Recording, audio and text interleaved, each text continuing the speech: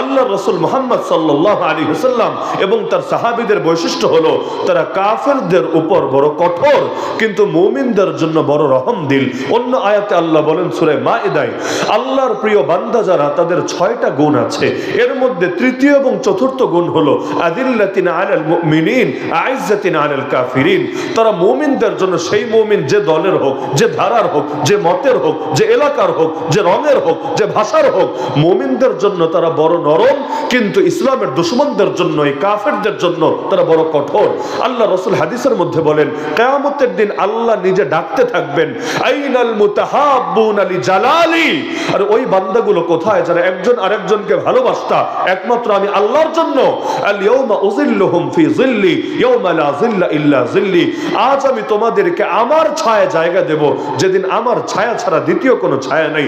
যে আয়াত আমি খুতবার মধ্যে পাঠ করেছি, প্রথমে অনুবাদের সাথে আমরা পরিচিত হইনি, তাহলে ইনশাআল্লাহ বাকিটা বুঝতে আমাদের জন্য সহজ হবে। আল্লাহ বলছেন আল্লাযীনা আমানু ইউকাতিলুনা ফি সাবিলিল্লাহ, যারা ঈমান এনেছে তারা লড়াই করে আল্লাহর পথে, আল্লাহর রাস্তাতে। ওয়াল্লাযীনা কাফারু ইউকাতিলুনা ফি সাবিলিত তাগুত, আর যারা কুফর আঁকড়ে ধরেছে, কুফরকে অবলম্বন করেছে, তারা লড়াই করে তাগুতের পথে। ফাকাতিলু আউলিয়া আশ-শাইতান, সুতরাং তোমরা অবশ্যই লড়াই করবে শয়তানের দোসরদের বিপক্ষে। ইন্না কাইদাশ শাইতানি কানা যায়ীফা, নিশ্চয়ই শয়তানের চক্রান্ত বড় দুর্বল, বড় দুর্বল। তো এই আয়াতটাকে আমরা 3 ভাগে ভাগ করে আলোচনা করি। প্রথম অংশ হলো যারা ঈমান এনেছে আল্লাহর পথে লড়াই করে, যারা কুফর অবলম্বন করেছে তাগুতের পথে লড়াই করে।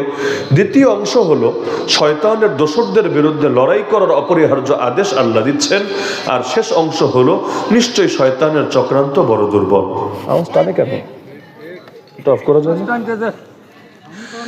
তো ঈমান যারা এনেছে আর কুফর যারা অবলম্বন করেছে, সূরা নিসার ৭৬ নম্বর আয়াত থেকে প্রথমেই প্রমাণিত হয়ে যাচ্ছে দুনিয়ায় যত মানুষ আছে সমস্ত মানুষ এক দল না, বরং সমস্ত মানুষ মূলত 2 দল।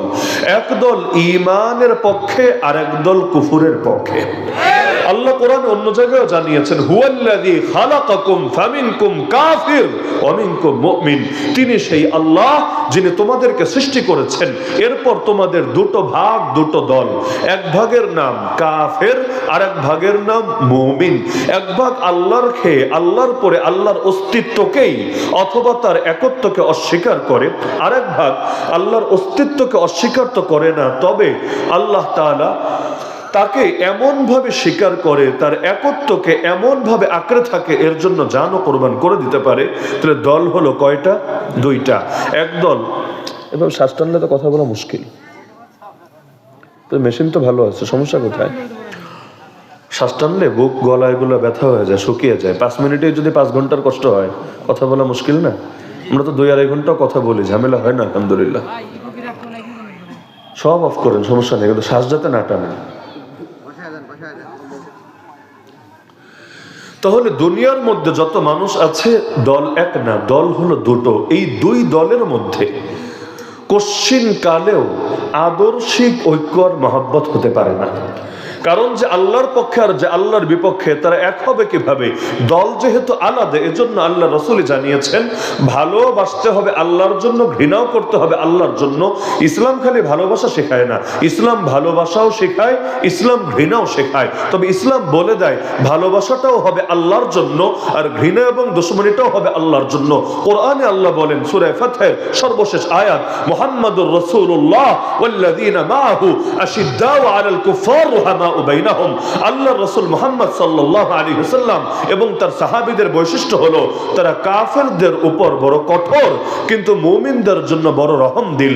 অন্য আয়াতে আল্লাহ বলেন সূরা মাইদায়, আল্লাহর প্রিয় বান্দা যারা তাদের 6টা গুণ আছে, এর মধ্যে তৃতীয় এবং চতুর্থ গুণ হলো আদিল্লাতিন আলাল মুমিনিন আইজ্জাতিন আলাল কাফিরিন। তারা মুমিনদের জন্য, সেই মুমিন যে দলের হোক, যে ধারার হোক, যে মতের হোক, যে এলাকার হোক, যে রঙের হোক, যে ভাষার হোক, মুমিনদের জন্য তারা বড় নরম, কিন্তু ইসলামের দুশমনদের জন্য, এই কাফেরদের জন্য তারা বড় কঠোর। আল্লাহ রাসূল হাদিসের মধ্যে বলেন, কিয়ামতের দিন আল্লাহ নিজে ডাকতে থাকবেন, আইনাল মুতাহাব্বুনা লিজালালি, আর ওই বান্দাগুলো কোথায় যারা একজন আরেকজনকে ভালোবাসতা একমাত্র আমি আল্লাহর জন্য। আল ইয়াউমা উযিল্লুহুম ফি যিল্লি ইয়াউমা লা যিল্লা ইল্লা যিল্লি, আজ আমি তোমাদেরকে আমার ছায়া জায়গা দেব যেদিন আমার ছায়া ছাড়া দ্বিতীয় কোনো ছায়া নেই। এমনকি হাদিসের মধ্যে আছে, আল্লাহ রাসূল বলেন, মান আহাব্বা লিল্লাহ ওয়া আবগাদা লিল্লাহ ওয়া আতা লিল্লাহ ওয়া মানাআ লিল্লাহ ফাকাদ ইসতাকমালাল ঈমান, যে ভালোবাসে আল্লাহর জন্য, ঘৃণাও করে আল্লাহর জন্য, দানও করে আল্লাহর জন্য, দান করা থেকে বিরতও থাকে আল্লাহর জন্য, সে তার ঈমানকে পরিপূর্ণ করে ফেলেছে। কারণ আবু বকর রাদিয়াল্লাহু আনহুকে যদি ভালোবাসে, বলতে পারবে ভালোবাসে আল্লাহর জন্য। আবু জাহালকে যদি ভালোবাসে, কোন মুখে বলবে ভালোবাসে আল্লাহর জন্য? প্রশ্নই তো আসে না।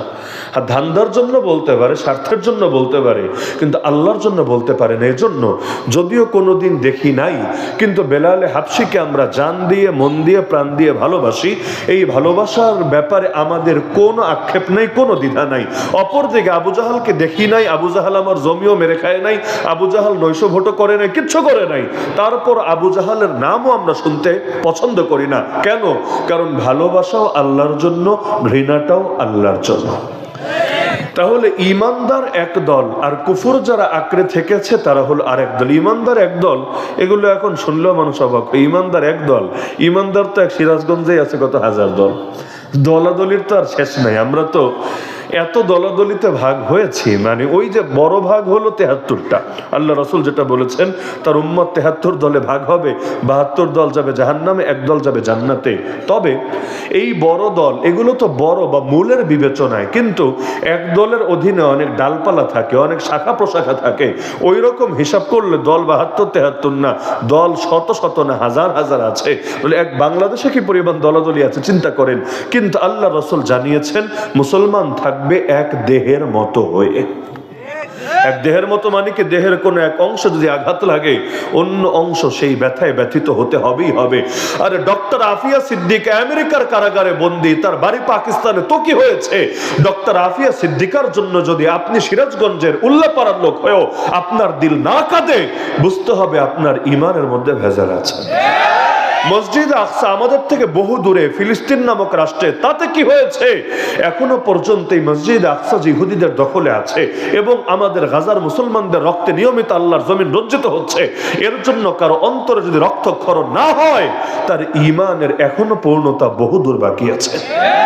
তাহলে সুতরাং দুনিয়ায় মুসলমান যতই হোক না কেন, ঈমানি ভ্রাতৃত্ব, ইসলামী জাতীয়তা, আজকাল তো এগুলো নিয়েও মতানৈক্য চলে যে আমাদের জাতীয়তার পরিচয় কি হবে, বাংলাদেশি জাতীয়তা নাকি বাঙালি জাতীয়তা নাকি ভিন্ন কোনো জাতীয়তা।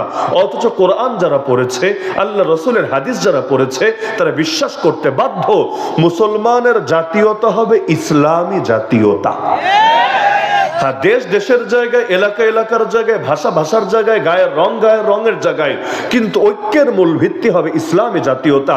যারাই কালেমা পড়বে, তার বাড়ি আফ্রিকার হাবাসায় হোক না কেন, যেমন বেলালের বাড়ি ছিল, তার বাড়ি ইরানে পারস্যে হোক না কেন, যেমন বৃদ্ধ সাহাবী সালমান ফারিসি রাদিয়াল্লাহু আনহু বাড়ি ছিল, তার বাড়ি মক্কায় হোক, তার বাড়ি মদিনায় হোক, সে কুরাইশ গোত্রের হোক, সে ভিন্ন গোত্রের হোক, সকলে এমন ভাবে এক দেহের মতো হবে।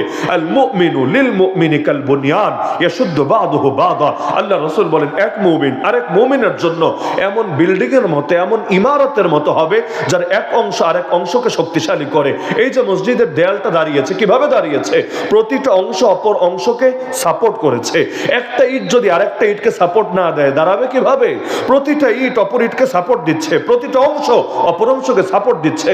এভাবে সাপোর্টের উপর ভিত্তি করে এটাকে 100 তলা 200 তলায় দাঁড় করানো সম্ভব। কিন্তু সাপোর্ট যদি না দেয়, নিচতলা নাই 2 নম্বর তলা কেমনে দাঁড় করাবেন?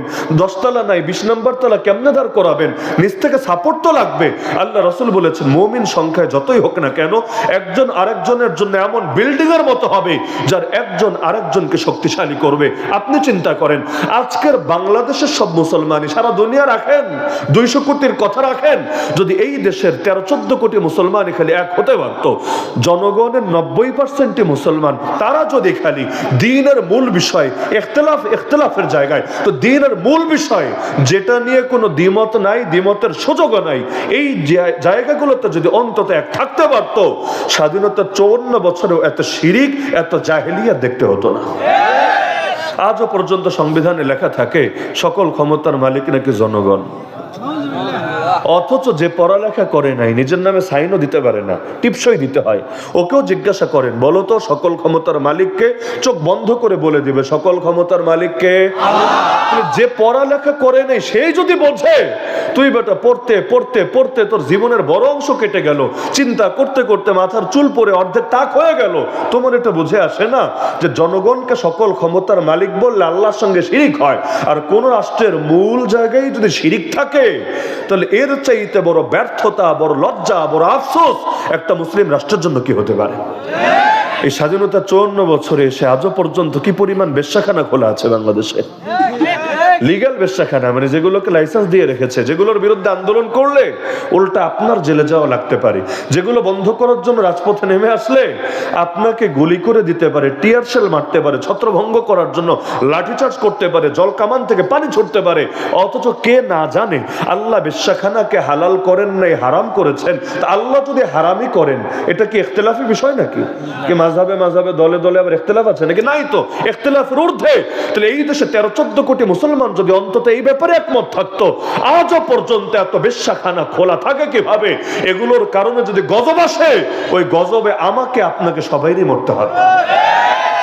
এখনো পর্যন্ত এই দেশের অর্থনীতি সুদ ভিত্তিক পরিচালিত হয় কিভাবে? মুসলমান দেশের অর্থনীতি হবে যাকাত ভিত্তিক, ইসলামী নীতি ভিত্তিক।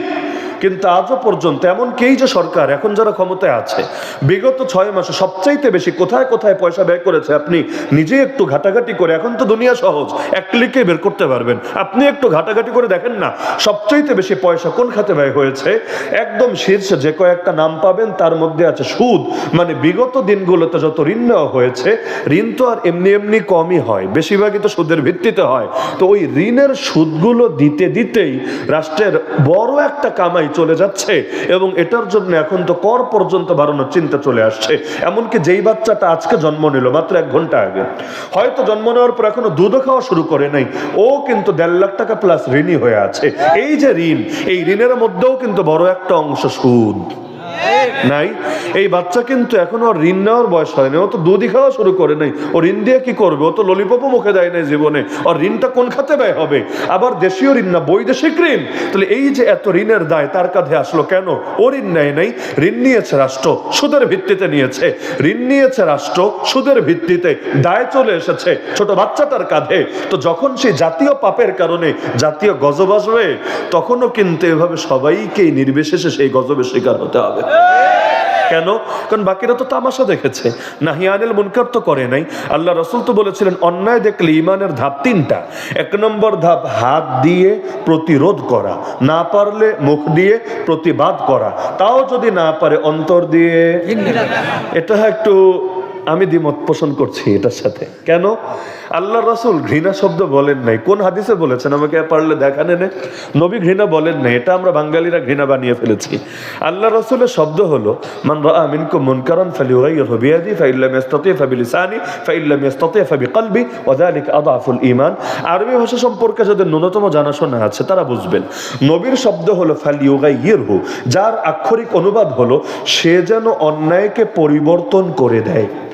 নবী প্রতিরোধ প্রতিবাদ এগুলো কোনো শব্দ বলেন নাই। নবীর শব্দ হলো সে যেন অন্যায়কে পাল্টে দেয়, পরিবর্তন করে দেয়। কি দিয়ে? প্রথমত হাত, না পারলে মুখ, না পারলে দিল। তাহলে হাত দিয়ে অন্যায় পরিবর্তন হয় কি করলে? এটা আমরা বুঝি প্রতিরোধ করলে।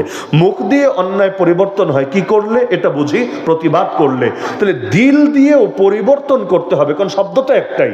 অন্যায় পাল্টে দিতে হবে, অন্যায়কে ন্যায় দ্বারা বদলে দিতে হবে, অন্যায়কে পরিবর্তন করতে হবে। শুধু ঘৃণা করলেই অন্যায় পরিবর্তন হয় না। ঘৃণা তো মানুষ বিগত দিনেও করেছে, লম্বা কাল ধরেই করেছে। শুধু ঘৃণার দ্বারা দেশ পরিবর্তন হয় নাই, অন্য কিছু লেগেছে। শুধু ঘৃণা করলে পরিবর্তন হয় না, বরঞ্চ অন্তরের কাজ হলো, গেঁথে রাখেন মাথায়, অন্তরের কাজ হলো প্ল্যান করা, পরিকল্পনা করা। যখন শক্তি থাকবে হাত দিয়ে প্রতিরোধ, না পারলে মুখ দিয়ে প্রতিবাদ, তাও নাই। যেমন ধরেন আমরা যখন জেলে 2021 থেকে গণগ্রেফতারির পরে, তাহলে সব আলেম, বাংলাদেশের মাথা যত আলেম সবই তো জেলে নাকি? সব যখন জেলে, না হাত ব্যবহার করতে পারবে না মুখ ব্যবহার করতে পারবে, কারণ বয়ানেরও সুযোগ নাই, বক্তৃতারও সুযোগ নাই, সভা সমাবেশেরও সুযোগ নাই, হাতের তো সুযোগ নাই। কিন্তু আলহামদুলিল্লাহ আমরা সাক্ষী, একজনের দিলও বসে থাকে নাই। আজকে বাংলাদেশে যে একটা উদারতার পরিবেশ দেখেন, বা নিজেদের ভেতর পারস্পরিক বোঝাপড়া বা একটা ঐক্যের পরিবেশ দেখেন, আমি যদি দাবি করি এর সবচাইতে বড় অবদান জেলখানার, অস্বীকার করতে পারবেন না। কারণ আমরা রাজসাক্ষী, সেখানে সারাদিন যখন একসাথে আছে এবং সবাই বিপদে, কারো পায়ের তলায় মাটি নাই, ওই সময় বসে বসে, যদিও হাত দিয়ে করার সুযোগ নেই, মুখ দিয়ে করার সুযোগ নাই, দিল দিয়ে আগামী দিনে কি করা যেতে পারে, কিভাবে এই জাতির ভাগ্য পরিবর্তন করা যেতে পারে, কিভাবে আগামীর বাংলাদেশ ইসলামের বাংলাদেশ বানানো যেতে পারে, আলহামদুলিল্লাহ ওই প্ল্যানিং গুলো সেখানে হয়েছে বলেই সেই ফল টুকটাক আজকে বাইরে দেখা যাচ্ছে। যদিও স্বাভাবিক, এটা বিপদের সময় দিল যেমন থাকে, সুখের সময় দিল পুরোপুরি এরকম থাকে না, দিনকে দিন একটু একটু পরিবর্তন হতে থাকে। এজন্য মাঝে মাঝে আমি কথা বলি যে মুমিনের জীবনে টুকটাক বিপদ লেগে থাকা ভালো, টুকটাক বিপদ লেগে থাকা ভালো, সহনীয় পর্যায়ে। কেন? দেখবেন বিপদ যখন লেগে থাকে আল্লাহর সঙ্গে সম্পর্কটাও গভীর থাকে। বিপদে পড়লে নামাজের মধ্যে আলাদা শক্তি আসে, দোয়ার মধ্যে আলাদা প্রেরণা আসে, স্বাভাবিক সময়ে যেটা আসে না, এবং আশাটা অনেক সময় কল্পনাও করা যায় না। এজন্য মুমিনের জন্য বিপদগুলো গজব হয় না, বিপদগুলো নেয়ামত হয়, নেয়ামত। আল্লাহ রসুল বলেন মুমিন পুরুষ এবং নারী, তার সঙ্গে বিপদ লেগে থাকে এমন ভাবে এক পর্যায়ে সে মাটির উপর দিয়ে হাঁটে, কিন্তু আমল নামায় একটা গুনাহ থাকে না। আল্লাহ বিপদের মাধ্যমে পবিত্র করতে করতে তারা নিষ্পাপ বানায় ছাড়ে। তাহলে বলছিলাম দুনিয়াতে দল হবে দুটো, এক দল হবে ইমানদারদের দল, তারা সকলে নিজেদের ভেতরে যতই দ্বিমত থাকুক না কেন, দ্বিমত নবীর সাহাবীদের মধ্যেও ছিল না? অবশ্যই ছিল। এমনকি নবীগণের শরীয়তের মধ্যেই তো ভিন্নতা আছে। এই নবীর শরীয়ত একরকম, এই নবীর আরেক রকম। ইউসুফ আলাইহিস সালামের শরীয়তে তাকে ভাইয়েরা সেজদা দিয়েছে, জায়েজ ছিল, সম্মানে সেজদা দিয়েছে, জায়েজ ছিল। কিন্তু আমাদের শরীয়তে, আল্লাহ রসুলের শরীয়তে, মানুষ কোনো মানুষকে সেজদা দিতে পারে? নবী বলেছেন আমি যদি কোনো মানুষকে আদেশ দিতাম অপর কোনো মানুষকে সেজদা করার, নারীদেরকে বলে দিতাম যেন স্বামীদেরকে সেজদা করে, কিন্তু অনুমতি দেন নাই।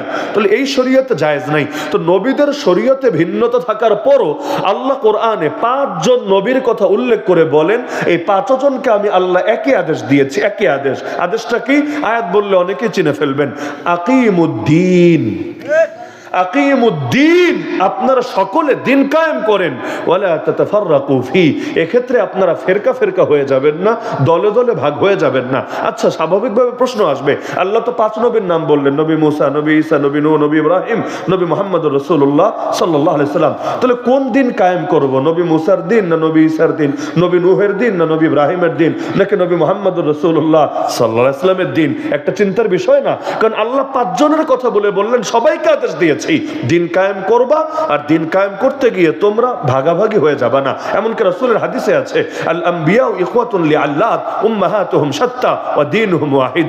নবীগণ, সমস্ত নবীরা বৈমাত্রেয় ভাইয়ের মতো, তাদের মা আলাদা কিন্তু তাদের সকলের দিন এক, তাদের সকলের আদর্শ এক। তাহলে আমরা দেখতে পাচ্ছি নবীদের শরীয়তে ভিন্নতা আছে। এই নবীর শরীয়তে একটা হালাল, আর এক নবীর শরীয়তে হারাম। যেমন গনিমত আমাদের জন্য হালাল, অতীতে কোন জাতির জন্য হালাল ছিল না, সবার জন্য হারাম ছিল। তাহলে আল্লাহ যে দিন কায়েম করতে বললেন সেটা কোন দিন?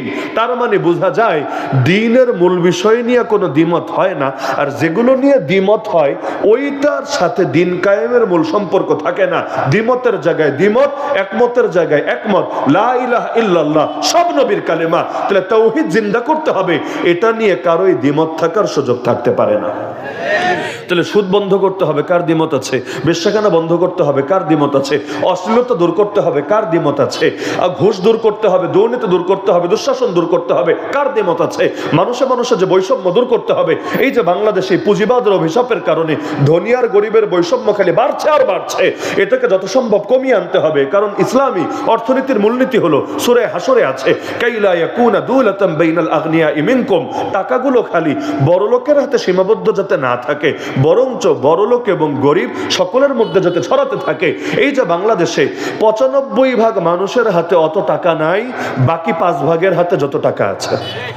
এই সিরাজগঞ্জে সব মানুষ মিলে সারা বছর যা খরচ করে, এমন হাতে গোনা অল্প কয়েকজন লোক আছে যাদের নিজেদের আয় এবং নিজেদের সম্পদ এর চাইতে আরো বেশি আছে। মানে এই পুরো জেলার মানুষের যত সম্পদ এর চাইতে তাদের হাতে গোনা কয়েকজনের সম্পদ বেশি আছে। এই ব্যবধান থাকবে কেন মানুষে মানুষে? আর টুকটাক ব্যবধান থাকুক, এটা লাগবে, না হলে সমাজে ব্যালেন্স থাকবে না। কে কার জন্য কাজ করবে? সবাই যদি এক সমান হয়ে যায় তাহলে সামান্য ব্যবধান থাকবে, তো ব্যবধান এত বাড়বে কেন? তার মধ্যে যখনই ঝামেলা হবে খালি গরিব মানুষের উপরে জুলুমের স্টিম রোলার চালাবে। আজও পর্যন্ত দেখেন না, ভ্যাট নামে একটা কর আছে না, ট্যাক্সও নেয় ভ্যাটও নেয়, দুইটাই তো নেয়। এই ভ্যাটের মধ্যে বসুন্ধরা কোম্পানির মালিক, যমুনার মালিক, এরা যেই কয় টাকা ভ্যাট দেবে আর আপনি একজন ভিক্ষুক, আপনারা ওই কয় টাকা ভ্যাট দিতে হবে। কেমন কথা? মোবাইল 1 মিনিট কথা বলেন, তাহলে সে যতটুকু ভ্যাট দিবে আপনাকে ততটুকু দিতে হবে না? এক পাতা নাপা কেনেন, প্যারাসিটামল কেনেন, সে যতটুকু ভ্যাট দিবে আপনাকে অতটুকু দিতে হবে না? এক পাতা গ্যাস্ট্রিকের বড়ি কেনেন, সে যা দিবে আপনাকে তা দিতে হবে না? আচ্ছা 1 কেজি চিনি কেনেন, সে যা দিবে আপনাকে তা দিতে হবে না? কত উদাহরণ লাগবে, হাজার হাজার উদাহরণ আছে। একজন ভিখারি মহিলা, 80 বছরের ভিখারি বৃদ্ধা, সারাদিন ভিক্ষা করেছে, 50 টাকা কামিয়েছে, কিন্তু রোদে পুড়ে বৃষ্টিতে ভিজে জ্বর চলে এসেছে। এখন কি করবে? সে চিন্তা করলো শরীর তো আর চলে না, দোকানে যাই, তাহলে এক পাতা নাপা কিনে নিয়ে আসি। ওই আল্লাহর বান্দির থেকে ওইখানেও ওই কোটিপতির মতো করে একই সমান ভ্যাট কাটা হয়েছে। ছেলেরা কল দিল, বাবজান শরীর আর চলে না, আমার একটু দেখতে আসো, আমি তো আর পাচ্ছি না, একই হারে ভ্যাট কাটা হয়েছে। এটা যদি জুলুম না হয়, জুলুম কারে বলে? কিন্তু এগুলো চলছে। আল্লাহর কসম করে বলে, যতদিন পর্যন্ত আলো না জ্বলবে অন্ধকার দূর হবে না। সুতরাং যতদিন পর্যন্ত আল্লাহর দ্বীন, আল্লাহর কোরআন, আল্লাহর শরীয়ত নামক আলো জ্বালাতে পারবেন না, ততদিন এই বাংলাদেশ থেকে অন্ধকার দূর হওয়া সম্ভব না। যতই সংস্কার করেন, এক অন্ধকার দিয়ে আর এক অন্ধকারে সংস্কার করা যায় না। কি যায় নাকি? এক অন্ধকার দিয়ে আর এক অন্ধকারে সংস্কার করা যায় না, আলো দিয়ে সংস্কার করতে হয়। নাহলে অন্ধকার প্লাস অন্ধকার মিলে অন্ধকারের মাত্রা আরো বেড়ে যায়। যদি এমন হয় হামানি আদর্শ দূর করে ফেরাউনি আদর্শ জিন্দা করা হয়, তাহলে এতে জাতির ভাগ্যের পরিবর্তন হয় না, উল্টা পেরেশানি আরো বেড়ে যায়। সুতরাং আমরা জমিনে একজনেরই গোলামি করতে হবে, তিনি কে? আমাদের ঐক্যের ভিত্তি হবে ইসলামী জাতীয়তা, লা ইলাহা ইল্লাল্লাহ। যারাই পড়বে তারাই আমার ভাই, তারাই আমার বোন। নেই কোনো মাবুদ আল্লাহ ছাড়া, এটাই ঈমানের মূল কথা। নেই কোনো মাবুদ আল্লাহ ছাড়া, মানে হুকুম চলবে এক আল্লাহর, তরিকা চলবে মুহাম্মাদুর রাসূলুল্লাহ। হুকুম চলবে আল্লাহর, তরিকা রাসূলের, বাস এটাই কথা। কিন্তু যেখানে আল্লাহর হুকুম আনবে না, নবীর তরিকা আনবে না, সেখানেই শুরু হবে মূল দলাদলি। ওই দলাদলি দূর করা সম্ভব না। তাহলে সুতরাং আল্লাহর হুকুম আর নবীর তরিকা বাস্তবায়ন করা দরকার নাকি দরকার না? জীবনের সব ক্ষেত্রে। কারণ লা ইলাহা ইল্লাল্লাহ বলতে আমি এটাই বুঝি, আপনারা ভিন্ন কিছু বুঝলে আমারে বুঝাই দিয়েন, নতুন একটা সবক শিখে যাব, সমস্যা নেই। বিশ্বজোড়া পাঠশালা মোর সবার আমি ছাত্র। আচ্ছা, আমি বুঝি লা ইলাহা ইল্লাল্লাহ মানে এটা, আমার নামাজের রব যিনি, আমার রাজনীতির রব তিনি, আমার যাকাতের রব যিনি, আমার অর্থনীতির রব তিনি, আমার হজের রব যিনি, আমার পার্লামেন্টের রব তিনি, আমার যাকাতের রব যিনি, আমার সংবিধানের রব তিনি, আমার কোরবানির রব যিনি, আমার কোর্ট কাছারির রব তিনি, আমার ব্যক্তিগত ইবাদত বন্দেগীর রব যিনি, আমার রাষ্ট্র পরিচালনা থেকে শুরু করে সভ্যতা সংস্কৃতি প্রতিটা সেক্টরের রব তিনি। যে সব ক্ষেত্রে এক আল্লাহকে রব মানবে, এক আল্লাহর গোলামি করবে, তার মুখে লা ইলাহা ইল্লাল্লাহ সাজে। কিন্তু যে এক জায়গায় আল্লাহ তো আরেক জায়গায় গায়রুল্লাহ, এভাবে গোলামি আর আনুগত্যকে ভাগাভাগি করবে, ও লা ইলাহা ইল্লাল্লাহ বলতে বলতে মুখে ফেনা তুলে ফেললেও তাকে ঈমানদার বললে ঈমানদার শব্দের অপমান হবে। তাহলে এই আয়াতের আলোকে আমরা প্রথমে বুঝলাম দল হলো দুইটা, রাস্তাও দুইটা।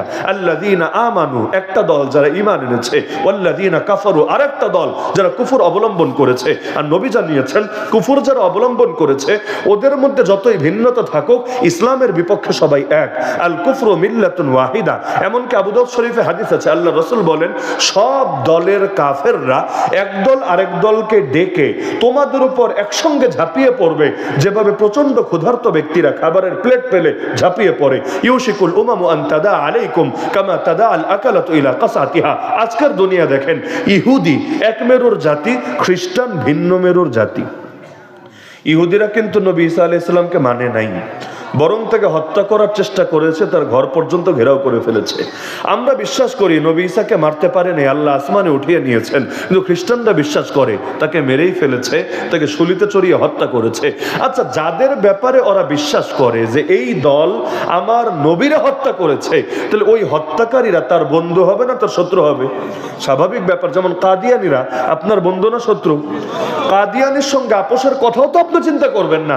এমনকি সাধারণ কাফেরকে যে নজরে দেখবেন, নবীর এই দুশমনদেরকে আপনি কখনোই সেই নজরে দেখবেন না, সবচাইতে শক্ত থাকবেন তাদের বিপক্ষে। তাহলে ইহুদিরা নবী ঈসাকেই হত্যা করেছে, এটা খ্রিস্টানদের বিশ্বাস, আমাদের না। আমাদের বিশ্বাস আল্লাহ তাকে উঠিয়ে নিয়েছেন, কিন্তু খ্রিস্টানরা মনে করে ওদের নবীকে মেরেছে। তাহলে ইহুদি আর খ্রিস্টান ওদেরকে বন্ধুত্ব থাকা দরকার না শত্রুতা থাকা দরকার? এবং ইতিহাসের বড় অংশ জুড়ে শত্রুতাই ছিল। আপনি হাজার বছরের ইতিহাস পড়ে দেখেন, একদল আরেক দলের বিরুদ্ধে যুদ্ধ লাগিয়ে রাখতো। মসজিদে আকসা কখনো ইহুদিরা দখলে নিত, কখনো খ্রিস্টানরা দখলে নিত। যেমন সুলতান সালাহুদ্দিন আইয়ুবী মসজিদে আকসাকে স্বাধীন করেছিলেন খ্রিস্টানদের হাত থেকে, কিন্তু আজকে মসজিদে আকসা ইহুদিদের হাতে। তাহলে ওদের মধ্যে এক সময় লড়াই হতো, যুদ্ধ হতো, বহু কিছু হতো। কিন্তু এই যুগে দেখেন খ্রিস্টান আর ইহুদি মিলে মুসলমানদের মারার জন্য এক হয়ে গেছে। সাপার বেজে এক হলো কিভাবে? আসলে তো চিন্তার বিষয়। সাপার বেজে এক হলো কিভাবে? এই যে আমেরিকায় যে প্রেসিডেন্ট হয়, সে যখন শপথ পাঠ করে তার সামনে কিন্তু বাইবেল দেওয়া হয়, বাইবেল। ওই বাইবেলের উপর হাত রেখে তারপর শপথ পাঠ করে। যদিও এবার ট্রাম্প সাহেব এসে, এই আধা পাগল এসে রীতিটাকে ভেঙে দিয়েছে। তার সামনেও দুইটা বাইবেল রাখা হয়েছে। একটা হলো আব্রাহাম লিঙ্কন যেই বাইবেলে হাত রেখে শপথ করেছে, ওই ঐতিহাসিক বাইবেল। আরেকটা ওর নিজের মায়ের উপহার দেওয়া বাইবেল। দুইটা সামনে এনে রেখেছে, কিন্তু পাগলে হাত আর না দিয়ে এভাবে হাত উঁচু করে রেখে এরপর শপথ পাঠ করেছে। কিন্তু এতকাল পর্যন্ত রীতি যেহেতু ওইটা ছিল, এখান থেকে কি এটা বুঝে আসে না যে রাষ্ট্রীয়ভাবেই ওদের খ্রিস্টবাদের প্রতি ঝোঁক আছে? কি বুঝে আসে নাকি আসে না? এবং বড় একটা অংশ জুড়ে এমনকি ওই খ্রিস্টানদের পোপ পর্যন্ত, আমেরিকার প্রেসিডেন্টকে পর্যন্ত কোনো নির্দেশ দেওয়ার এবং কোনো একটা কথা বলার অধিকার রাখে, এবং বললে তারা সেটা শুনেও থাকে। এমনকি ওই যে আফগানিস্তানে যখন বাহিনী পাঠিয়েছিল, এটাকে তাদের নেতারা পর্যন্ত ক্রুসেড বলে, ধর্মযুদ্ধ বলে ঘোষণা দিয়েছিল। তাহলে একদিকে খ্রিস্টান আর একদিকে ইহুদি। আমি মনে করি আজও যদি আমেরিকা এবং পশ্চিমারা ঘোষণা দেয় আমরা ইসরায়েলের সাথে নাই, আমরা ইসরায়েলকে কোনো সাপোর্ট করব না, শেল্টার দেব না, আমি মনে করি, আপনি দ্বিমত করতে পারেন, আমি মনে করি আগামী 1 মাসের মধ্যে মসজিদ আকসা স্বাধীন হবেই হবে ইনশাআল্লাহ। ওই এক ইসরায়েল কিছুতেই মুসলমানদের সামনে দাঁড়াতে পারবে না। এমনকি শুধু হামাস না, তখন অন্যরাও একসঙ্গে নেমে যাবে ইনশাআল্লাহ। এখন নামে না শুধু ওই জারজ রাষ্ট্র ইসরায়েলের ভয়ে না, বরঞ্চ পেছনে ওই আমেরিকায় পশ্চিমারা থাকার কারণে। তাহলে দেখা যাচ্ছে এই সাপার বেজে মিলল কিভাবে? তাহলে নবীর হাদিসের বাস্তবতা সামনে আসে নাকি আসে না? কোরআন এবং হাদিস এমন জিনিস, সেটা কখনো অতীত হবে না, সর্বদা বর্তমান। 2025ও বর্তমান, 2030ও বর্তমান, 2040ও বর্তমান। যেমন আমি উদাহরণ হিসেবে একটা আয়াত শোনাই, যদিও কেউ কেউ কষ্ট পেতে পারেন। বাকি এই আয়াতটা শোনার পর আপনি চিন্তা করবেন এটা কি 1500 বছর আগের আয়াত নাকি আজকের দিনের আয়াত। কারণ আমি যে কয়বার পড়ি আমার কাছে মনে হয় এই আয়াতটা যেন আজকে নাজিল হয়েছে, আল্লাহ দেখে দেখে যেন বলে দিয়েছেন। কেন? আল্লাহ তাআলা বলেন ফালাম্মা নাসু মা যুকিরু বিহি, বান্দা যখন আল্লাহর উপদেশ বাণীকে ভুলে যায়, ফাতাহনা আলাইহিম আবওয়াবা কুল্লি শাই, আমি আল্লাহ প্রথমেই ধরি না, প্রথমেই পাকড়াও করি না, বরং প্রথমে এমন ঢিল দেই তাদের জন্য সব কিছুর দরজা খুলে দেই। টাকা পয়সার দরজা, ক্ষমতার দরজা, প্রভাব প্রতিপত্তির দরজা, ইন্ডিয়ার দরজা, চায়নার দরজা, আমেরিকার দরজা, একই সাথে সিআইও ম্যানেজ হয়ে গেছে, মোসাদও বুঝ মেনে নিয়েছে, রও ঠিকভাবে কথা শুনছে, চায়না পর্যন্ত সব রাজি হয়ে গেছে। আল্লাহ বলেন সব দরজা খুলে দেই। অবশেষে হাত্তা ইদা ফারিহু বিমা উতু, সব কিছু পেয়ে তারা যখন মহা খুশি হয়ে যায়, এত খুশি ধরাকে সরা জ্ঞান করে, মানুষকে মানুষ মনে করে না, রাষ্ট্রের শীর্ষস্থানীয় আলেমের গায়ে হাত তুলতে পর্যন্ত দ্বিধা করে না, এমনকি আলেমদেরকে নির্মমভাবে গুপ্ত হত্যা করতে পর্যন্ত বুকে বাঁধে না, এমনকি যারে তারে গালিগালাজ করতে, এমনকি ট্যাগ লাগায়া বংশের ধ্বংস করতে পর্যন্ত বুকটা একবার কাঁপে না। আল্লাহ বলেন এরকম যখন তারা খুব বাড়া বেড়ে যায়, আখাযনাহুম বাগতা, আমি আল্লাহ হঠাৎ করে ধরে ফেলি, ধীরে ধীরে ধরে সেটাও না, আখাযনাহুম বাগতা, আমি আল্লাহ আচমকা ধরে ফেলি, টুপ করে ধরে ফেলি, হঠাৎ করে ধরে ফেলি। এমন ধরা ধরি সামনে খাবার থাকে, খাবার টাইম থাকে না। একটু কিছু বলতে মনে চায় জাতির উদ্দেশ্যে, বলার সুযোগটাও পায় না। এমনকি আল্লাহ বলেন ধরার পর পরিণতি কি হয় জানো? ফাইদা হুম মুবলিসুন, তখন বান্দা পুরাই নিরাশ হয়ে যায়। এমন নিরাশ, টুপ করে ঢুকতে চাইলে, চট করে ঢুকতে চাইলেও ঢোকা আর হয়ে ওঠে না। নিরাশ, কবর কি এখানে হবে না অন্য কোথাও হবে? দিন শেষে ফিরতে পারবে নাকি না ফিরে বাইরে বাইরে দিন কাটাতে হবে? আল্লাহ বলেন ফাকুতি আদাবিরুল কওমিল্লাযিনা যালামু, জালেমদের শিকড়ি কেটে দেওয়া হলো, ওদের মূল উপরে ফেলা হলো। আলহামদুলিল্লাহি রাব্বিল আলামিন। তবে মনে রাখবা, মাস্টারমাইন্ড তোমরা না, প্রশংসা তোমাদের না। সকল ক্রেডিট, সকল কৃতিত্ব, সকল প্রশংসা আল্লাহর, যিনি তামাম জাহানের রব, যিনি সবকিছুর নিয়ন্ত্রক। এই যে আয়াতটা, এটারে কি ১৫০০ বছর আগের মনে হয় না জুলাই আন্দোলনের পরের মনে হয়? আমার তো মনে হয় যে জুলাই আন্দোলনের পরের। যেন আল্লাহ তাআলা মানে এই বর্তমান পরিস্থিতিকে সামনে রেখে বাংলাদেশের কথা বলে দিচ্ছেন এই আয়াতের ভেতরে। অন্য আয়াতে বলেন সানাস্তাদরিজুহুম মিন হাইসু লা ইয়ালামুন ওয়া উমলি লাহুম ইন্না কাইদি মাতিন। আমি আল্লাহ ওদেরকে ঢিল দিয়ে দিয়ে এমন এক পরিণতির দিকে নিয়ে যাই যা তারা জানেই না। আসলেই তো জানে না, এক সপ্তাহ আগেও তো জানতো না। আরে তারা জানবে কোত্থেকে? রয়ের পর্যন্ত মাথায় আসলো না। তাহলে আল্লাহ যে বলেন আমি এমন এক পরিণতির দিকে নিয়ে যাই যেটা তাদের জ্ঞানে ধরে না। মিলে নাকি মিলে না? মিলে নাকি মিলে না? তাহলে কোরআন কি অতীত না বর্তমান? কোরআনকে কখন অতীত ভাববেন না, সর্বদা বর্তমান। হ্যাঁ বলবেন হুজুর ফেরাউনের কেচ্ছা বর্তমান হয় কিভাবে, নমরুদের কেচ্ছা বর্তমান হয় কিভাবে? হ্যাঁ, এগুলো বর্তমান। কেন? থিম একই থাকে, জাস্ট ওয়ালপেপার চেঞ্জ হতে থাকে। আল্লাহ পুরনোটা বলে ভবিষ্যতের মেসেজ দিয়ে থাকেন এর ভেতরে। না হলে ঘটনা তো কতই ছিল, সব তো বললেন না। হাতে গোনা কয়েকটা বেশি করে কেন বললেন? কোনো না কোনো কারণ তো আছে। আমার নবীর নাম আছে মাত্র 4 বার কোরআনে। আয়াতের ভেতরে আমার নবীর নাম আছে মাত্র কয়বার? সাহাবীর নাম আছে মাত্র একজন সাহাবীর, দ্বিতীয় কারো নাম নাই। কোন সাহাবীর নাম? তো আবু বকর না, ওমর না, ওসমান না, আলী না, এমন একজন সাহাবীর নাম যাকে অনেকে চেনেনি না, যায়েদ রাদিয়াল্লাহু আনহু, যায়েদ বিন হারেসা। তাহলে শুধুমাত্র এক সাহাবীর নাম, সেখানে ফেরাউনের নাম আছে ৭৪ বার। প্রতিবার নাম নিলেও 50 নেকি। কারণ আরবিতে এক অক্ষর পড়লে কয় নাকি জানেন না আপনারা? এক অক্ষর পড়লে কয় নাকি? ফেরাউন লিখতে অক্ষর 5টা লাগে, ফা, রা, আইন, ওয়াও, নুন। তাহলে হিসাব করেন, যদি এক অক্ষরে 10 নেকি হয়, তাহলে ফেরাউন লিখতে 5 অক্ষর লাগে, কয় নেকি হবে? 50 নেকি। তাহলে ৭৪ বার কোরআনে ওর নাম আছে। তাহলে এক খতম কোরআন শরীফ পড়লে ফেরাউনের নাম পড়ে কতগুলো নেকি হবে? বাসায় গিয়ে আজকে বৈশা বৈশা হিসাব করবেন। এমনকি এটা তো সাধারণ হিসাব। এই যে রমজান আসছে, সওয়াব কমবে না বাড়বে? আবার ওই তেলাওয়াত এমনি সময় না হয়ে নামাজ দাঁড়িয়ে, তারাবিতে দাঁড়িয়ে যদি হয়, তাহলে সওয়াব কমবে না বাড়বে? তাহলে ফেরাউন কোন বুজুর্গ ছিল, ওর নাম নিলেও এত নেকি? আমার নাম নিলেও তো নেকি নাই, আপনার নাম নিলেও তো নেকি নাই।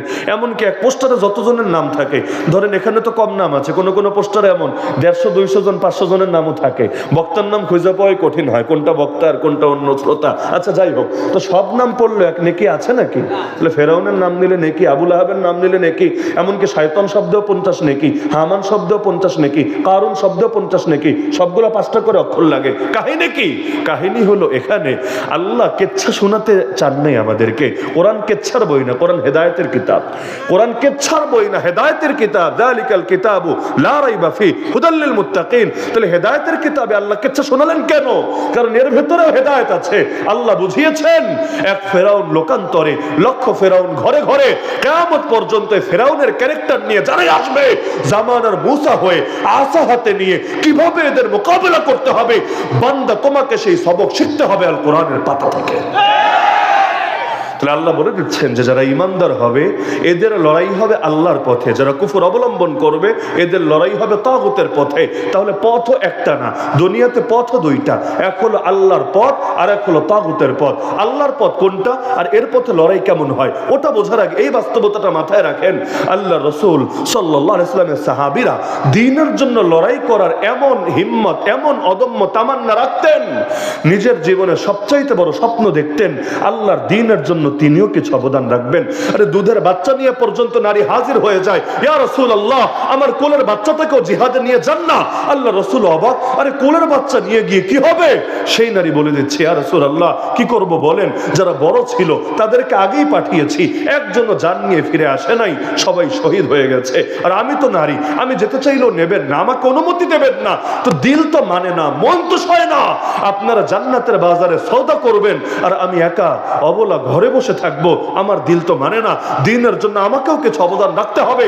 এজন্য যা ছিল তাই এনে দিলাম আপনার দরবারে। হ্যাঁ, বুঝি আমার বাচ্চা লড়াই করতে পারবে না, কিন্তু ইয়া রাসূলুল্লাহ এতটুকু তো পারবে। কোন সাহাবীর কোলে দিয়ে রাখবেন আমার বাচ্চাকে। জালেম যখন আপনার বুকে তীর মারবে, বর্ষা মারবে, আপনার সেই সাহাবী আমার বাচ্চাটাকে আপনার বুকের সামনে ঢালের মতো করে পেতে ধরবে। জালেমের তীর এসে, বর্ষা এসে আমার বাচ্চার বুকটাকে ফুরফুর করে দিয়ে যাবে। কিন্তু ইয়া রাসূলুল্লাহ আমার বাচ্চার প্রাণের বিনিময় হলো আপনার প্রাণ তো হেফাজতে থাকবে। কাল কিয়ামতের দিন আল্লাহর সামনে দাঁড়িয়ে গর্ব করে বলতে পারবো, আয় আল্লাহ, আমি শহীদের মা, আমার সন্তান তার জান কোরবান করেছে তোমার নবীর হেফাজতের জন্য। এক বেদুইন সাহাবী, সপ্তম হিজরির খায়বার যুদ্ধের ঘটনা। যুদ্ধ শেষ হলো, আল্লাহ রাসূল গনিমত ভাগ করে দিচ্ছেন সবাইকে।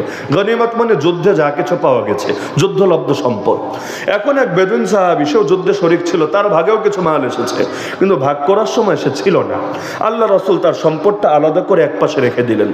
পরে যখন তাকে দেখলেন, তাকে ডেকে বললেন, এই যে এটা তোমার ভাগের সম্পদ, তুমি নিয়ে যাও। সেই সাহাবী হাসতে শুরু করলো। আল্লাহ রাসূল অবাক, সাহাবীরা অবাক। ওর ভাগের মাল নিতে বলেছেন, নিয়ে যাবে, শেষ। এখানে হাসির কি হলো? এটাকে হাসির কথা নাকি? কিন্তু সে হাসছে। নবী বললেন, কি ব্যাপার, তুমি হাসছো কেন?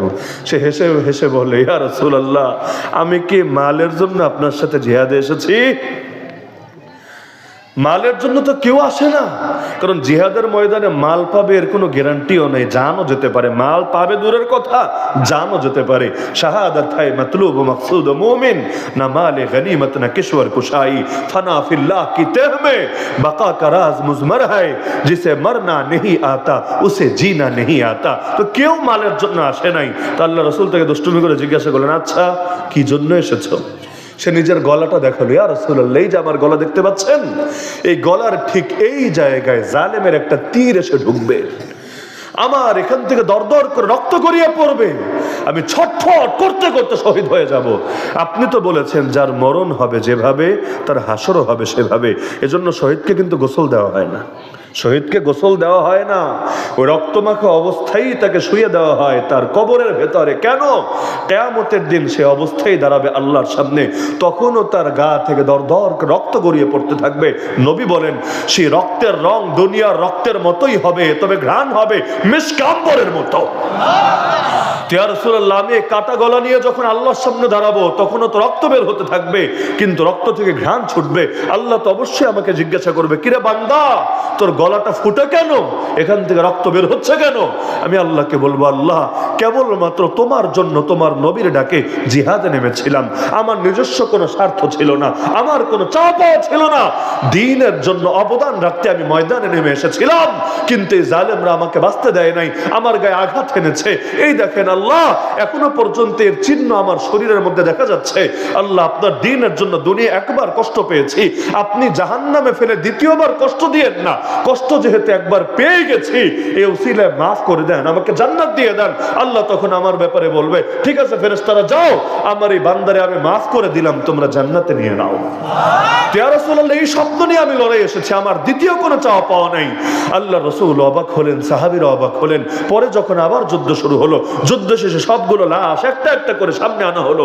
সব সাহাবী অবাক হয়ে লক্ষ্য করলো, এই যে আল্লাহ রাসূলের এই বেদুইন সাহাবী, গ্রাম্য সাধারণ সাহাবী, গলা ঠিক যেই জায়গা দেখিয়েছিল 1 ইঞ্চি এদিক সেদিক হয় নাই, ঠিক ওই জায়গায় জালেমের তীর ঢুকে আল্লাহর বান্দা শহীদ হওয়ার সৌভাগ্য লাভ করেছিল।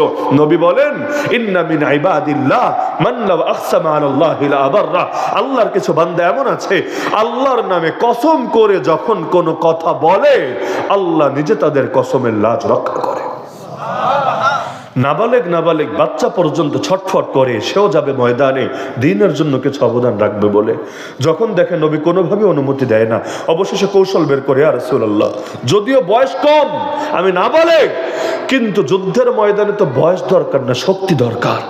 আমার এলাকার ওই ছেলেটাকে নিয়েছেন, বয়সে বড় হতে পারে, শক্তিটা আমার চাইতে বেশি না, একটাবার ওর সাথে লড়াই করার সুযোগ করে দেন না। যদি হেরে যাই দ্বিতীয়বার রিকোয়েস্ট করব না, যদি জিতে যাই আমাকে কেন একবার সুযোগ দিবেন না? আল্লাহ রাসূল বলেন ঠিক আছে, তাহলে এক ধাপ হয়ে যাক। এখন কুস্তি খেলার আগে তো শুরুতে বুকটুক বুকে মিলায় নেয় না, কারণ তোরে ধপাস করে একটা আসার টাসার দিব, যদি আগে একটু বুকটুক না জড়ায় নেয় কেমন হয়। তো এখন সেই সাহাবী ছোটটা আর বড়টা একসাথে মিলিত হয়েছে, আস্তে করে ছোটটা বড়টার কানে কানে বলছে, ভাই আমার, আল্লাহর জন্য কি একটাবার স্যাক্রিফাইস করা যায় না?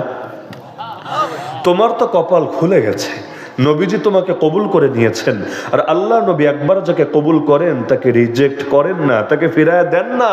তোমার তো কপাল খুলে গেছে, একবার যদি স্যাক্রিফাইস করো আমারও কপাল খুলে যাবে। দুই ভাই হাতে হাত রেখে কাঁধে কাঁধ মিলিয়ে জান্নাতের বাজারে সওদা করবো ইনশাআল্লাহ।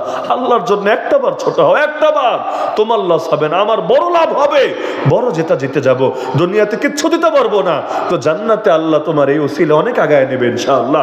এটা শুনে বড়টার মন গলে গেল, বললো ভাই তুই টেনশন করিস না, আমি ব্যবস্থা করছি। লড়াই শুরু হলো, বড়টা হার মেনে নিল। সবাই ভাবলো ছোটটা নিজের শক্তিতে বড়টাকে হারিয়েছে, আসলে নিজের শক্তিতে হারায় নাই। আল্লাহ নবীর এক সাহাবী আর এক সাহাবীকে ময়দানে যাওয়ার, দ্বীনের জন্য কিছু অবদান রাখার সুযোগ করে দিয়েছে। বুড়া সাহাবী পর্যন্ত সন্তানদের কাছে বায়না ধরছে, কোথায় যাও?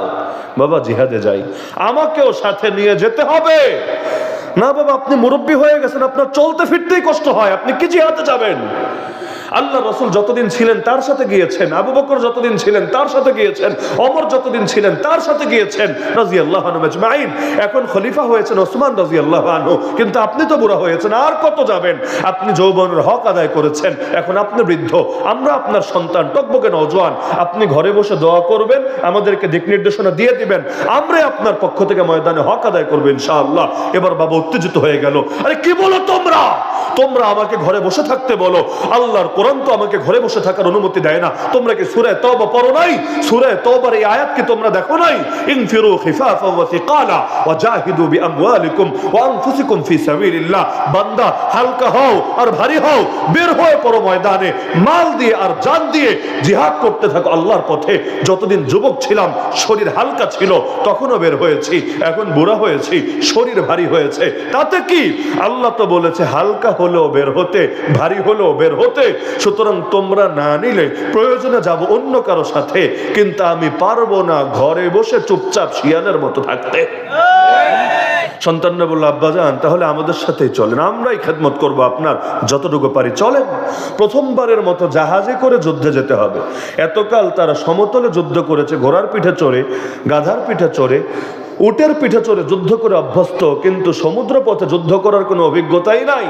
প্রথমবারের মতো জাহাজে উঠেছে, এই বুড়া বয়সে এই ধাক্কা সামাল দিতে পারলো না, অনভ্যস্ত এক দুনিয়া, এবং নতুন করে এখানে এসে কয়েকদিন যাওয়ার পর জাহাজের ভেতরেই শেষ নিঃশ্বাস ত্যাগ করলো। সন্তানরা পেরেশান, এখন কি হবে? সবাই মিলে জানাজা পড়ে দিল, কিন্তু এখন বাপরে দাফন করবে কোথায়? এটা সাগর, নদী না, চারদিকে পানি আর পানি, যতদূর চোখ যায় পানি, দাফন করবে কোথায়? ওই ব্যাকে আসা তো সম্ভব না, কারণ জিহাদে যাচ্ছে, তার বাপের জন্য কি এখন সবাই ফিরে আনবে? এটা তো সম্ভব না, তাহলে কি করবে? আর কোন সন্তান পারবে নিজের বাপরে পানির ভেতর ছেড়ে দিতে? মাটিতে দাফন না করে মারা গিয়েছে, ওই লাশটা পানির ভেতর আপনি পারবেন? আপনার বুক মানবে এটা? তারা চিন্তা করলো, আচ্ছা তো লাশটা রেখে দেই, যেখানেই মাটি পাবো সেখানে দাফন করে দেব, যে কোনো দ্বীপ হোক, যে কোনো চর হোক। এখন খুঁজতে লাগলো, একদিন গেল পায় না, দুদিন, 3 দিন পায় না, যেতে যেতে 7 দিন, তাও পায় না। 10 দিনের মাথায় গিয়ে একটা দ্বীপ পেল, তো লাশটা এক কোণায় নিয়ে রেখে দিয়েছে।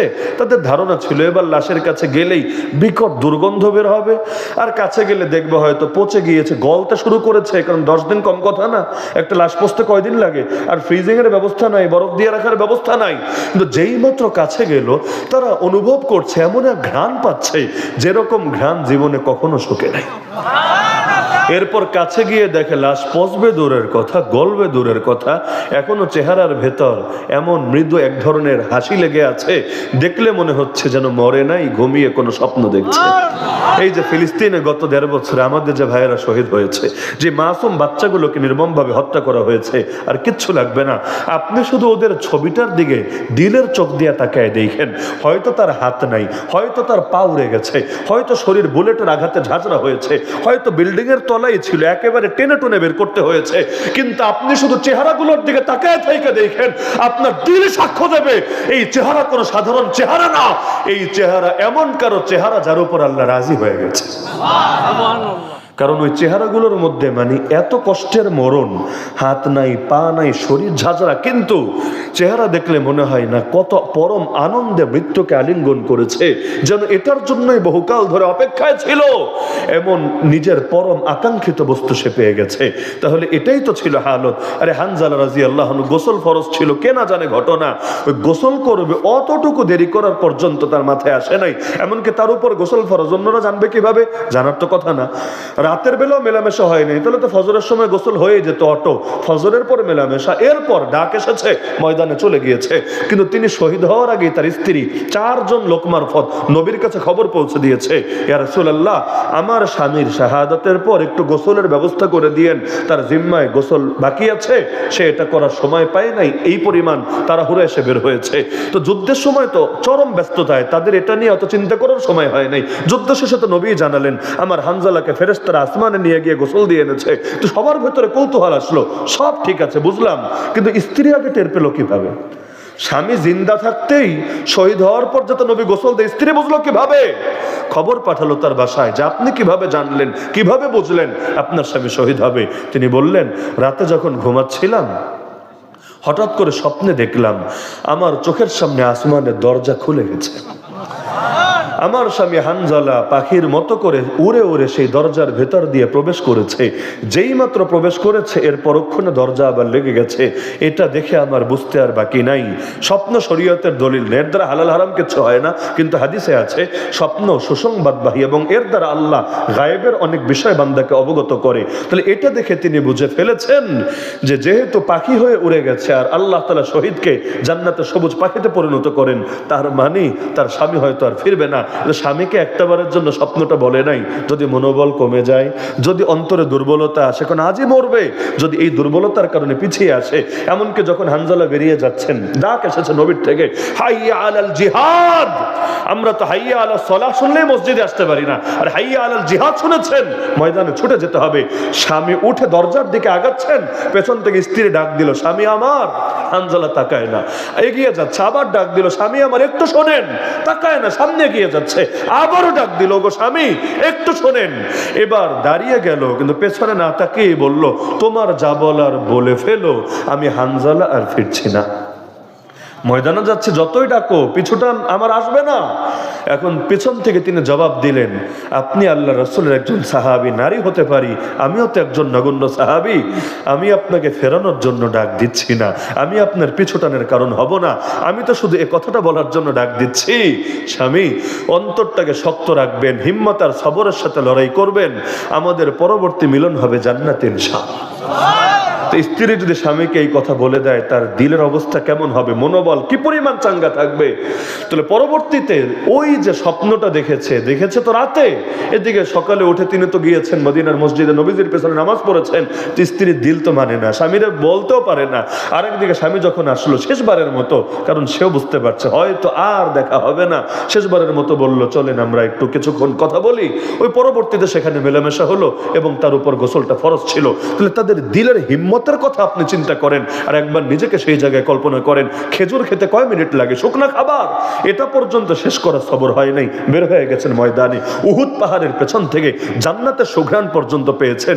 কল্পনা করতে পারেন দুনিয়াতে বসে জান্নাতের সুঘ্রাণ, আর কোন সেই সুঘ্রাণ যেটা নাকে অনুভব করলেই মনে হয় এটা দুনিয়ার কোনো ঘ্রাণ হতেই পারে না, এটা আমার রবের পক্ষ থেকে আসা ঘ্রাণ। এমনকি এক সাহাবী, এই ঘটনা সবাই জানেন, যাকে ড্যাগের ভেতর ফেলে দেওয়া হবে, এমন ড্যাগ যেখানে তেলগুলো টকবক করে ফুটছে, কিছুক্ষণ আগে তার 2 জন সাথীকে ফেলে দেওয়া হয়েছে, এবার তাকেও ফেলা হবে। সেই সাহাবী কাঁদছেন, খ্রিস্টান বাচ্চা দেখছে, কিরে ওর চোখ থেকে পানি ঝরে কেন, কাঁদে কেন? এবার বললো, কিরে তোরে এত লোভ দেখালাম তাও খ্রিস্টান হলি না, এত মারলাম তাও ধর্ম পাল্টালি না, এখন কাঁদিস কেন? মৃত্যুকে সামনে থেকে দেখে ভয় পাচ্ছিস? ঠিক আছে বাদ দে, এখনো সময় আছে, মুহাম্মাদের ধর্ম ভুলে যা, খ্রিস্ট ধর্ম গ্রহণ করে নে, তোর মতো যোগ্য সেনাপতি আমার দলে আসলে আমার অনেক লাভ হবে, অনেক ফায়দা হবে, আমিও চাই না তোকে হাতছাড়া করতে। সেই সাহাবী এবার ইমানের বলে বলিয়ান হয়ে গর্জে উঠলেন, আরে জালেম, তুই কি ভেবেছিস আমি মৃত্যুর ভয় কাঁদি? আল্লাহর কসম মুসলমান মৃত্যুর ভয় কাঁদে না। আমি তো কাছি আফসোসের কারণে একটা মাত্র প্রাণ আল্লাহর রাস্তায় কোরবান করতে পারছি। এত সামান্য পুঁজি নিয়ে হাসরের ময়দানে আল্লাহর সামনে দাঁড়াবো কোন মুখে? আল্লাহকে আমার এতটুকু পুঁজি কবুল করে আমাকে মাফ করবে, আমাকে জান্নাত দেবে, বড় ভয় লাগছে। আমার গায়ে যেই পরিমাণ পশম আছে, এই পরিমাণ প্রাণ যদি থাকতো আর প্রতিটা প্রাণ আল্লাহর রাস্তায় কোরবান করতে পারতাম, তাহলে না কিয়ামতের দিন বড় সড় পুঁজি নিয়ে দাঁড়াতে পারতাম। এখন তো আমার ভয় হচ্ছে আল্লাহ মাফ করবে কিনা, আল্লাহ আমার উপর রাজি হবে কিনা, আরে আমিও জান্নাতে যেতে পারবো কিনা, এই ভয়ে আমার চোখ থেকে পানি ঝরছে। নাহলে ভাবিস না মুসলমান মৃত্যুর ভয়ে কাঁদে। চিন্তা করেন, এক জীবন দিয়েও তৃপ্তি মেটে না, আর আমি আপনি যে কিছুই করতে পারলাম না দিনের জন্য, একটাবার আফসোসও আসে না। পার্থক্যটাই তো এখানে। না হলে এই কোরআনই তারা পড়েছেন, ভিন্ন কোরআন না। এই নামাজই তারা আদায় করেছেন, ভিন্ন নামাজ নেই। এই ইসলামে তারা প্র্যাকটিস করেছেন, ভিন্ন ইসলাম না। সব এক থাকার পরও কোথায় তারা, কোথায় আমরা, কোথায় তারা, কোথায় আমরা? পার্থক্য কোথায়? ভেতরের হালতে, বাহিরে না। পার্থক্য ভেতরের হালতে। ভেতরে হালতটাই তো পরিবর্তন করতে পারি না। দিলগুলো দেখেন না এমন শক্ত হয়ে গেছে। যত পাপ করি, দোয়ায় আল্লাহর কাছে হাত তুললেও চোখে পানি আসতে চায় না। বছরের পর বছর চলে যায়, ফজরের নামাজ পড়তে পারি না, একটাবার আফসোস হয় না। হারাম ছাড়তে চাই, ছাড়া যে হয়ে ওঠে না, একটাবারও মনে হয় না আমার উপর আল্লাহ হয়তো সন্তুষ্ট না। যদি সন্তুষ্ট হতো আল্লাহ অবশ্যই আমাকে তৌফিক দিত, কারণ আল্লাহ যাকে ভালোবাসে তাকে তৌফিক দেয়, যাকে ভালোবাসে না তাকে তৌফিক দেয় না। আরে উম্মতের ফেরাউন আবু জাহালকে সাইজ করেছিল কে? বড় কোনো বীর বাহাদুর তো না, বড় কোনো সেনাপতি তো না, দুইটা ছোট ছোট বাচ্চা, মুআজ আর মুআওয়াজ, এখনো দাড়ি গজায় নেই, মোচ গজায় নাই। এই উম্মতের ফেরাউন বলা হয় যে আবু জাহালকে শেষ করে দিয়েছে। কেন? বুখারীতে হাদিস আছে, আব্দুর রহমান বিন আওফ রাদিয়াল্লাহু আনহু বলেন, বদরের ময়দান এমনি তো পেরেশানির জায়গা, কারণ সাহাবী ময়দানে আছেন কয়জন? 305 জন। 13 জন ময়দানে নাই, বাকি 8 জন অন্যান্য দায়িত্বে আছেন। এর মধ্যে বাকি 8 জনের মধ্যে ওসমান রাদিয়াল্লাহু আনহু আছেন, যাকে নবী মদিনায় পাঠিয়ে দিয়েছেন তার স্ত্রী অর্থাৎ নবীর কন্যা অসুস্থ মুমূর্ষ, তার সেবা শুশ্রূষা করার জন্য। অবশিষ্ট 7 জনকেও কাউকে গোয়েন্দা সংবাদ সংগ্রহের জন্য, কাউকে অন্যান্য কাজে পাঠিয়েছেন। ময়দানে মাত্র 305 জন। অপরদিকে কাফের 1000, এদিকে মুসলমানদের তলোয়ার 2টা, তরবারি 2টা, আর ওদের সবাই অস্ত্র সজ্জিত। তো পেরেশানি তো আসারই কথা। আল্লাহ রাসূল পর্যন্ত সেজদায় লুটিয়ে পড়ে এত কাঁদা কাঁদছেন, আল্লাহুম্মা আনজিজলি মা ওয়া'আদতানি, আল্লাহুম্মা আতিনি মা ওয়া'আদতানি, আল্লাহুম্মা ইন তাহলিক হাযিহিল ইসাবা মিন আহলিল ইসলাম লাম তুবাদ ফিল আরদ। আল্লাহকে বলছেন, হে আল্লাহ, আমাকে যে ওয়াদা দিয়েছেন সে ওয়াদা বাস্তবায়ন করেন। আল্লাহ যে অঙ্গীকার দিয়েছিলেন সেটা আমাকে দান করেন। আল্লাহ, আজকে যদি মুসলমানদের এই কাফেলা শহীদ হয়, এই জমিনে কোনোদিনও আর তোমার ইবাদত হবে না। ইবাদত করবে কে? ইবাদত করার কেউ বাকি থাকবে না।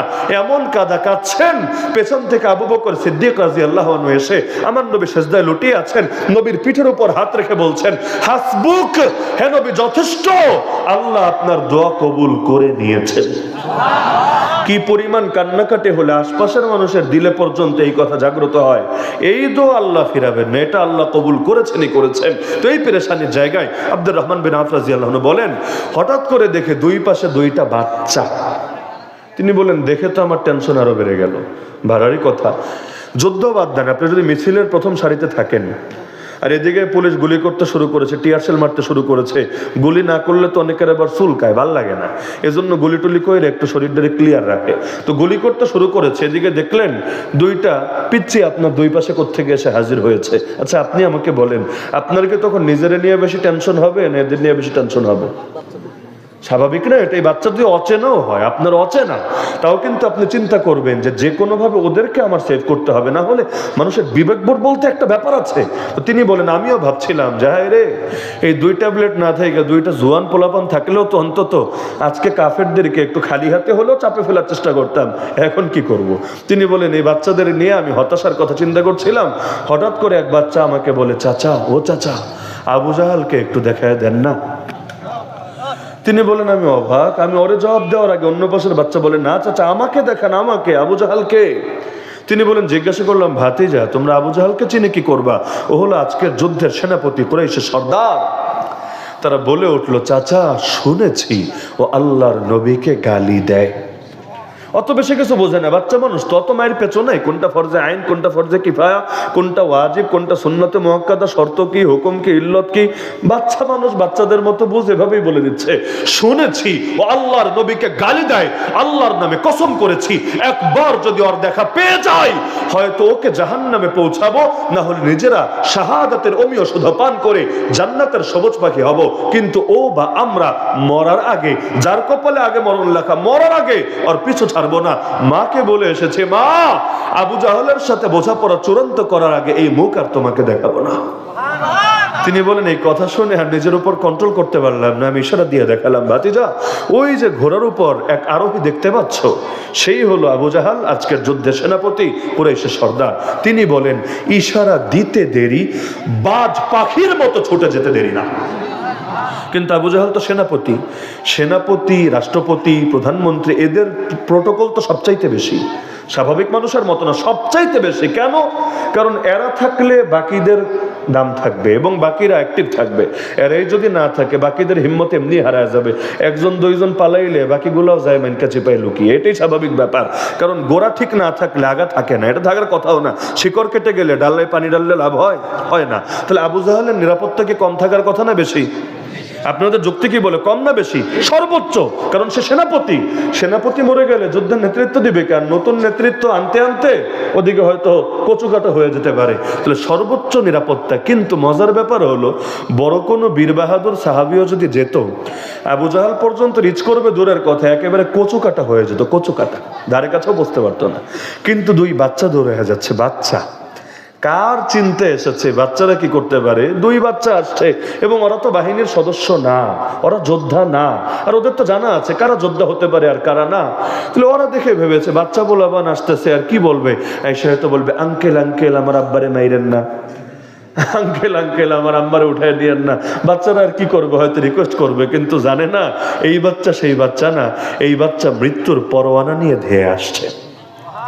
দেখেন না, বাচ্চাদের অনেকে পাত্তাই দিতে চায় না, বাচ্চা বলাবেন, বুড়া বুড়া রাজনীতিবিদদেরই গুনলাম না, এদেরকেই পাত্তা দিলাম না, আর এখানেই পোলাপান, এগুলা কি করবে? কয়দিন হাউকাউ করে এমনি ঠান্ডা হয়ে যাবে।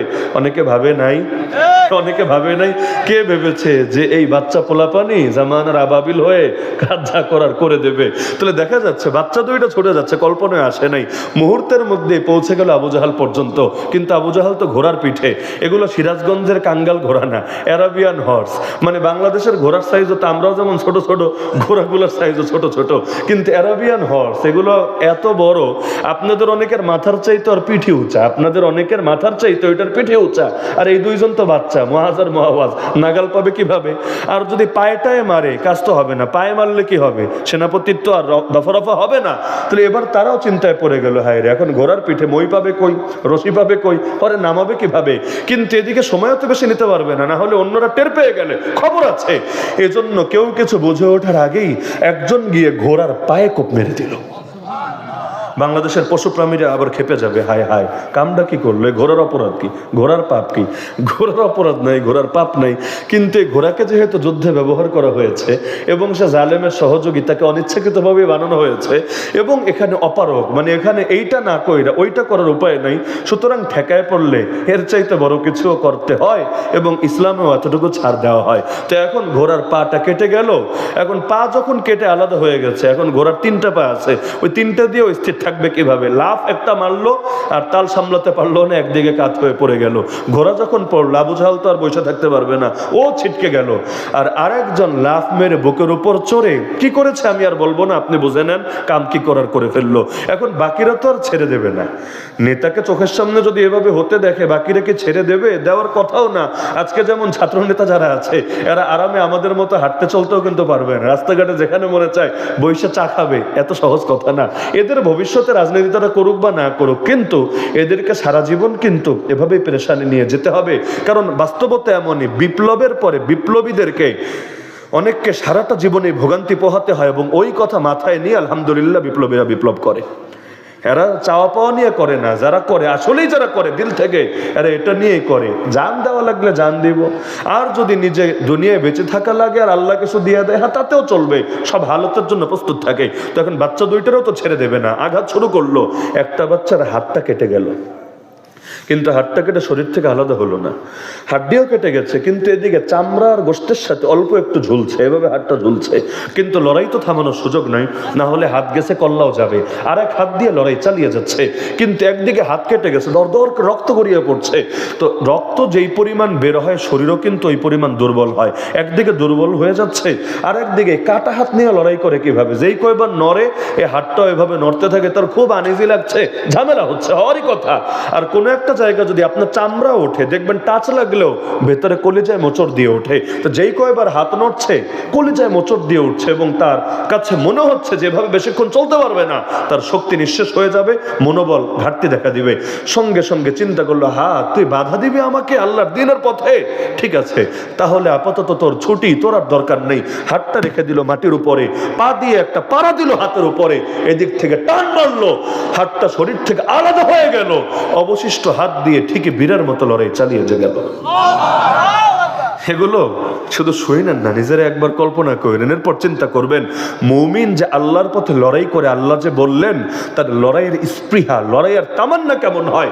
আজকের দুনিয়ার 200 কোটি মুসলমান যদি বাতিল অপশক্তির বিরুদ্ধে আসলেই লড়াই করার হিম্মত রাখতো, 70 বছরের বেশি সময় ধরে মসজিদ আকসা ইহুদিদের দখলে থাকতো না।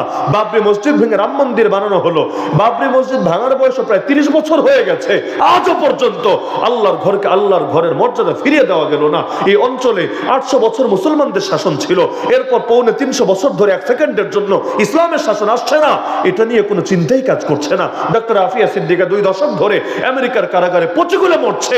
যেই দুনিয়ায় 200 কোটি মুসলমান আছে, এই দুনিয়া এটা সম্ভব কিভাবে? কি লাভ এত মুসলমান থেকে? 18 বছর বয়সে মোহাম্মদ বিন কাসেম যদি দ্বীনের পতাকা উড়াতে পারে অঞ্চলে এসে, আমাদের বয়স কত হয়েছে? তাহলে সুতরাং এই যে সূরা নিসা 76 নম্বর আয়াত পড়েছে, আমি তো শুরুতেই বলেছিলাম আলোচনাটা আপনাদের আগ্রহের উপর, আর নতুন এলাকা তো এখানে হজম শক্তিটা বুঝতে আমার একটু সময় লাগবে, লাগারই কথা। বিভিন্ন হজম শক্তির লোক এখানে আছেন, কেউ সহজেই নিতে পারবেন, কারো আবার চিন্তা হবে আল্লাহ কি হুজুর নিয়ে আসলো, এটা স্বাভাবিক, আমি দোষ দিচ্ছি না, আসতে পারে কি হুজুর নিয়ে আসলো, কেউ আবার চিন্তা করবে এটা আবার আমার দলের উল্টা দলের হুজুর কিনা। না, এখানে দলীয় কোনো ব্যাপার না, কিন্তু আমি চেয়েছিলাম সূরা নিসা 76 নম্বর আয়াত পুরোটাই শেষ করব, তবে 1 বছরে শেষ করা সম্ভব বলে মনে হচ্ছে না। এজন্য যেই বার্তাগুলো আমি দিলাম আল্লাহর ওয়াস্তে আমরা দিলে ধারণ করার চেষ্টা করি, কথাগুলো ফেলে না দিয়ে, কান দিয়ে শুনে আর এক কান দিয়ে বের না করে মাথায় ফিকির করার চেষ্টা করি। আল্লাহ একটা মাত্র জীবন দিয়েছেন, সুযোগও একটা, দ্বিতীয় কোনো সুযোগ নাই। সুতরাং একটা মাত্র সুযোগকে কাজে লাগিয়ে দ্বীনের জন্য বেশি থেকে বেশি যত অবদান রাখবো, কিয়ামতের দিন সেটাই আমাদের নাজাতের জরিয়া হবে। শেষ করি একটা বাণী শুনিয়ে। আমিরুল মুমিনিন ওমর রাদিয়াল্লাহু আনহু বলেন, নাহনু কওমুন আ'আজ্জানাল্লাহু বিল ইসলাম, আমরা সেই জাতি যাদেরকে আল্লাহ ইসলামের মাধ্যমে সম্মানিত করেছেন। ফাইদা বাতাগাইনাল ইজ্জাতা বিগাইরিহি আযাল্লানাল্লাহ, সুতরাং ইসলাম ছেড়ে যা কিছুর মাধ্যমে ইজ্জত তালাশ করি, দ্বিতীয় কোথাও ইজ্জত পাবো না, উল্টা তিনি লাঞ্ছিত করে ছাড়বেন। সুতরাং শেষ কথা, ইসলাম কিন্তু বিজয়ী হবেই হবে, জানেন তো সবাই, ইসলাম কিন্তু বিজয়ী হবেই হবে, আমাকে নিয়ে হোক আর আমাকে ছাড়া হোক, কিন্তু আমি কোনোদিনও বিজয়ী হতে পারবো না ইসলাম ছাড়া, চরম হারা হেরে যাবো ইসলাম ছাড়া। সুতরাং ইসলাম যেহেতু বিজয়ী হবে, আমি যদি ইসলামকে ধরে রাখি, বিজয় আমাদেরও নসিবে জুটবে ইনশাআল্লাহ। আল্লাহ আমাদের সবাইকে নিজেদের সর্বোচ্চটুকু দিয়ে দ্বীনের সর্বোচ্চ খেদমত আঞ্জাম দেওয়ার তৌফিক দান করুন।